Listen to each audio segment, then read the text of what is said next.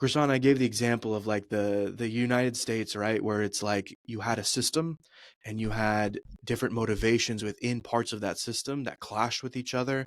There was no open communication. There wasn't a lot of self leadership.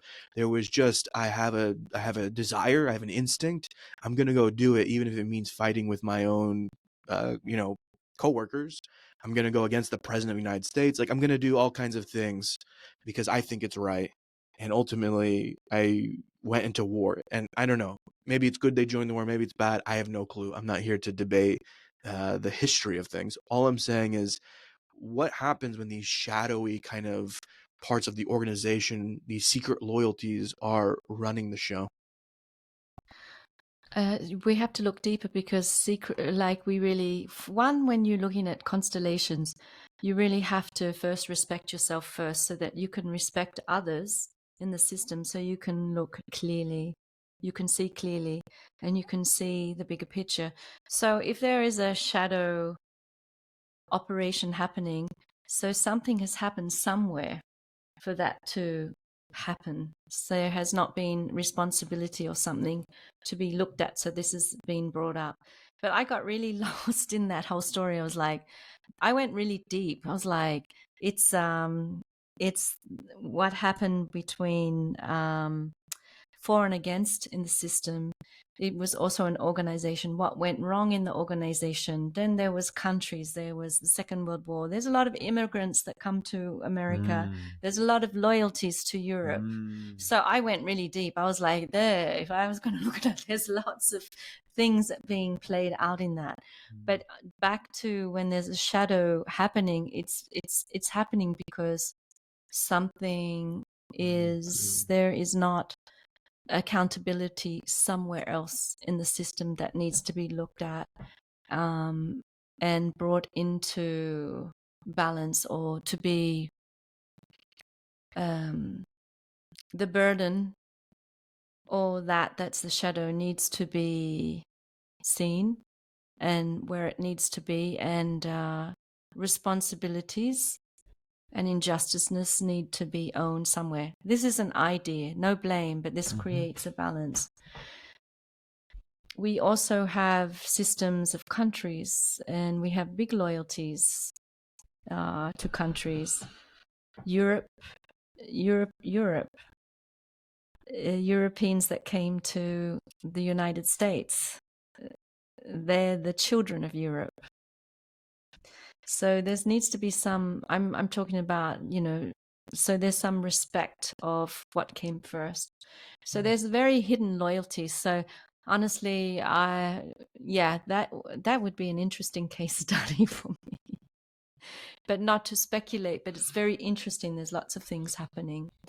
In companies, when things have not been acknowledged, they can set up in the system that things get played out, and it's looking to be seen or revealed, and people unconsciously will act them out. I would like to add actually just very important keywords, which we work a lot on it when people, again, our work, it's a little bit, I hope one day we are able to communicate our work in a better way. But I believe it's so important. I'm really responsible of the marketing. I'm very short on words of the importance of it, because only people start to come to us when the crisis happen. And guys, but just why don't you come before? Again, so it's not the people, it's us. We're limited yet to show the solutions and communicate it. But what really comes up actually in this conversation, and I really want to add, is the vision and the mission. If an organism come together, it has to have similar vision and mission. In the case of the United States of America, what happened is few of those departments lost and forgot the vision and the mission. And the leaders in each department have loyalty, chose loyalty outside of the vision and the mission. Imagine the government is one unit. They had one vision and mission, and that was not respected. Okay? So this is what happens in companies. We do have loyalties.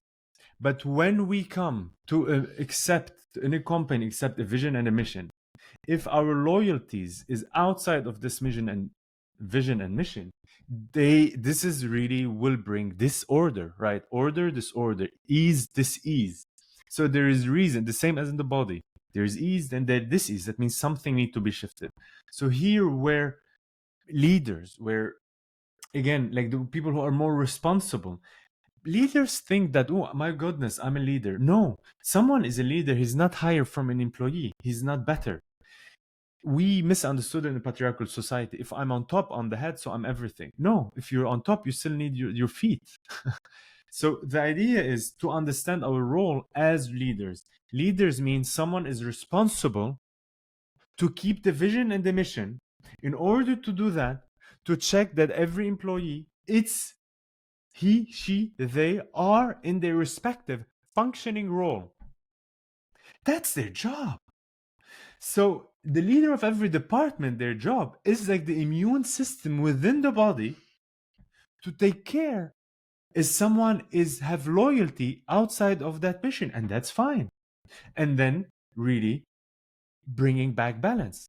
So we don't need to hit crisis. If every single one who's have a responsibility to take care of one department, one small task, even an employee, take care of one small task, and then keep to its function role, the function, the vision, and the mission, and have a system of accountability. Those things don't happen. We don't separate. We don't create a cancer. We don't go in disharmony on this disease. So it's really it's a question now. It's the other day, Mino, you called it the safety revolution. Now it's a question of a full inner revolution. Everyone want to change the society, bring it sustainable, help climate change. They still want to revolt outside. I'm like, let us revolt inner and understand within our systems, are we working with or against oneself, with or against the organism, with or against the society, with or against nature? Simple questions, simple answers. And an organization, coordination start to happen from there. And so I deeply, deeply empathize with what you said of not having the words sometimes to explain what we do. The irony is what we have on our hands is one of the most streamlined, beautiful methods to reveal all of these dynamics for you in very rapid time. And so you don't need to go and learn 49 different ways of thinking concurrently.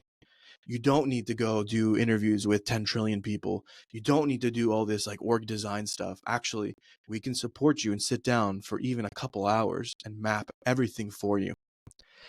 So the irony is the process is very innovative, very breakthrough, very seamless. Craziest results I've seen in my life. Last episode, intuition, and we talked about family constellation a bit. It's the best tool, methodology I think I've ever used for my personal development. It's one of the best things when we do it with CEOs and companies and boards that changes the whole organization. And yet I don't have the words to talk about it. I don't know how to explain it to someone. We're just emerging as a leadership field into talking about systems thinking. And I'm like, we don't need to do systems thinking. We're doing systems mapping. We're doing systems reconciliation. We're doing all of this in kind of amazing record time.